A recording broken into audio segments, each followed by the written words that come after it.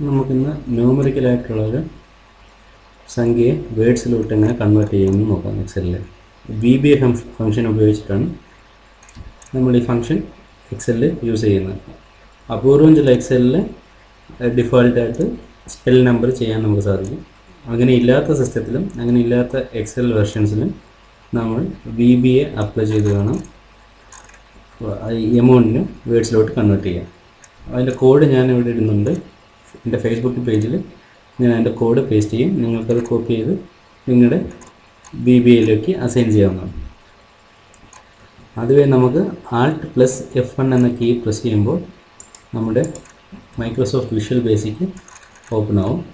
അതിനുശേഷം insert module എന്നുള്ളത് കൊടുത്തു കഴിഞ്ഞാൽ ഒരു പുതിയ മൊഡ്യൂൾ ഓപ്പൺ ആവും. അതിൽ നമ്മൾ നമ്മുടെ ആവശ്യമായിട്ടുള്ള കോഡ്, ഇത് ഒരുപാട് ആർഗ്യുമെൻറ്റ്സ് ആണ്, നമുക്ക് എങ്ങനെ വേണമെന്നുള്ളതിൻ്റെ സ്പെൽ നമ്പർ എങ്ങനെ വേണമെന്നുള്ളതിൻ്റെ ഈ കോഡ് ഞാൻ ഈ വീഡിയോടൊപ്പം തന്നെ കോപ്പി ചെയ്ത് പേസ്റ്റ് ചെയ്യുന്നതായിരിക്കും. നിങ്ങൾക്ക് അതിൽ നിന്ന് സേവ് ചെയ്യാം. നമുക്കിത് ക്ലോസ് ചെയ്യാം. അതിനുശേഷം ആ വിൻഡോസ് ക്ലോസ് ചെയ്യുക, VBA ക്ലോസ് ചെയ്യുക. അതിനുശേഷം എനിക്കിവിടെ എൻ്റെ എമൗണ്ട് 64,100.5 നൽകിയിട്ടുണ്ട്. നമുക്കതിനെ വേർഡ്സിലേക്ക് കൺവേർട്ട് ചെയ്യാം. സ്പെൽ നമ്പർ എന്ന് കൊടുത്തു കഴിഞ്ഞാൽ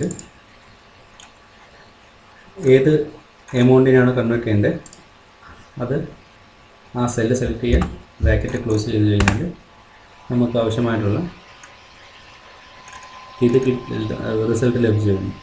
ഇപ്പോൾ 64,100 rupees and 50 paise എന്ന് വേർഡ്സിൽ വന്നു. നമ്മൾ ഇതിനനുസരിച്ച് മാറ്റങ്ങളനുസരിച്ച് അതിൽ ചേഞ്ച് ആകുള്ളൂ.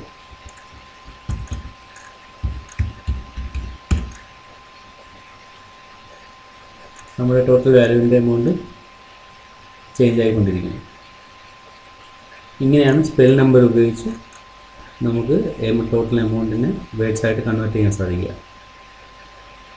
ഇതിന് ചെയ്യേണ്ടുന്ന സിമ്പിളായിട്ടുള്ള ഇതാണ്. VBA ഓപ്പൺ ചെയ്യാനായിട്ട് Alt+F11 സെലക്ട് ചെയ്യുക, പ്രസ് ചെയ്യുക.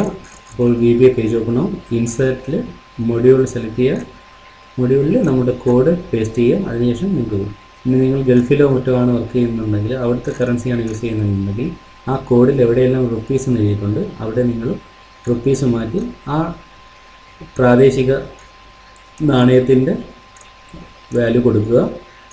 പൈസ എന്നുള്ളിടത്ത് മാറ്റി അവിടുത്തെ എന്താണോ പോയിൻ്റ് വാല്യൂവിന് ശേഷമുള്ളത് വാല്യൂ വരുന്നത് അത് എൻ്റർ ചെയ്ത് കഴിഞ്ഞാൽ അതിനനുസരിച്ചിട്ട് നിങ്ങൾക്ക് ഗൾഫിലെ വിനിമയ നിരക്കിൻ്റെ ഇത് കിട്ടും.